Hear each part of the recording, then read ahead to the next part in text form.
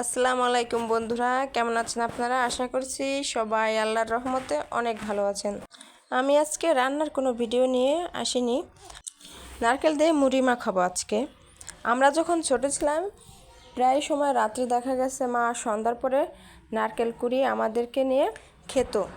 আপনারা যারা যারা নারকেল দিয়ে মুড়িটা মাখিয়ে খাননি এখনও, তারা কিন্তু এর আসল স্বাদটা বুঝতে পারবেন না। দেখা গেছে আমরা প্রায় সন্ধ্যার পরেই এই খাবারটি খেতাম। বিকালের অনেক নাস্তাই দেখা যেত, অনেক সময় লাগতো। খুবই কম সময়ে এই খাবারটি বানিয়ে নেওয়া যায়। যাদের ফ্রিজে নারকেল রাখা আছে তারাও এটা করে খেতে পারবে। আমি এখানে একটা নারকেল কুড়িয়ে নিয়েছি। নারকেলটা ডাব ডাব ছিল, যে কোনো নারকেল নিলেই হবে।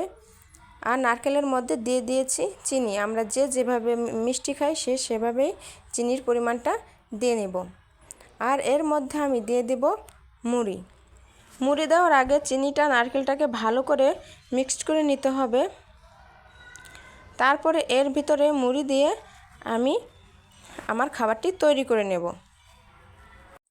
আপনারা একদিন এই খাবারটি ট্রাই করে দেখবেন, সত্যি অসাধারণ। কিন্তু যারা যারা খেয়েছেন তারা কিন্তু কমেন্ট করে জানাবেন যে খাবারটি আসলেই কেমন।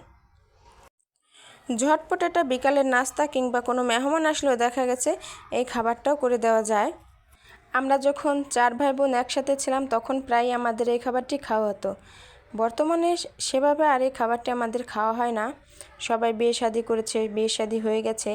ওইভাবে সন্ধ্যার পরে দেখা যায় বাসায় একলা থাকি, তেমনভাবে আর এইভাবে করে খাই না। প্রায় আমি অনেক বছর পরে আমার মা যখন আমার বাসায় আসলো তখন আমি এই খাবারটি বানিয়েছিলাম। মাই বলছিল যে নারকেল আনলাম, নারকেলটা দিয়ে বানা। আমি যখন খাবারটি বানিয়ে নিয়েছিলাম তখন সত্যি বলতে আমার ছোটোবেলার কথা মনে পড়ে গিয়েছিল, যখন আমরা সবাই বাবার বাড়িতে একসাথে ছিলাম। কারোর তখন বিয়ে শাদী হয় নাই, তখনের কথা। আপনাদের কার কার কাছে এই খাবারটি ভালো লাগে আপনারা কমেন্ট করে জানাবেন। এখন বিদায় নিচ্ছি, আল্লাহ হাফেজ।